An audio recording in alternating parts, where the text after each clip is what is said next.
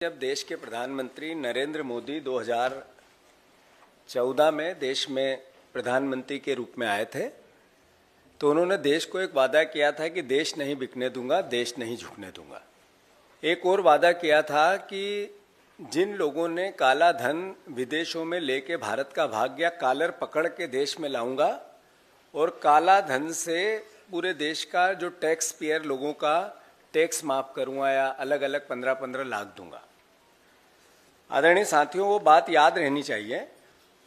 ये सिर्फ एक अडानी का या एक जो उमंग सिंगार जी ने, हरीश जी ने, कमलेश्वर जी ने जो बात बताई, एक कोल माइंस की बात तो है ही, पर मध्य प्रदेश की वस्तु स्थिति क्या कर दी नरेंद्र मोदी की सरकार ने, मैं उससे आपको अवगत कराना चाहता हूं। देश का सबसे बड़ा आदिवासी भूभाग, जंगल का भूभाग, आदिवासी आबादी मध्य प्रदेश में 7.5 करोड़ जनसंख्या में 1.5 करोड़ से ज्यादा आबादी हमारे आदिवासी भाइयों की है। मध्य प्रदेश में कानून है कि किसी आदिवासी भाई की जमीन गैर आदिवासी नहीं खरीद सकता है। मध्य प्रदेश में 1,46,000 हेक्टेयर जमीन इन्होंने खनन के लिए अलग अलग प्राइवेट सेक्टर में आदिवासी भाइयों की जमीन देश के खनिज माफियाओं को दे दी, देश के खनिज माफियाओं को दे दी। 1,30,000 हेक्टेयर जमीन पिछले 4 साल में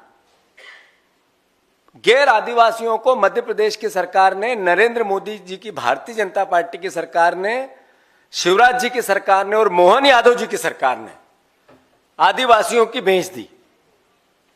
ये देश में, दुनिया में इतना बड़ा आदिवासियों के हितों को अनदेखा करके उनके साथ जो लूट हुई, ये कहीं दूसरी इसका उदाहरण नहीं मिलेगा। तो वो प्रधानमंत्री जिसने कहा था देश नहीं बिकने दूंगा, उसने आदिवासियों का सम्मान बेच दिया। आदरणीय पत्रकार बंधुओं, पेशा एक्ट उमंग सिंगार जी ने बताया, कोई पालना नहीं। वन भूमि अधिनियम, कोई पालना नहीं। पंचायत 5वीं अनुसूची का कोई पालना नहीं। भूमि अधिग्रहण अधिनियम, कोई पालना नहीं। इसका मतलब यह है कि लगभग पूरे मध्य प्रदेश में 5,000 से ज्यादा खदानें और सबसे ज्यादा अडानी को खदानें मध्य प्रदेश की बीजेपी की सरकार ने अडानी जी के चरणों में जाकर उनको एक तरह से दान कर दी।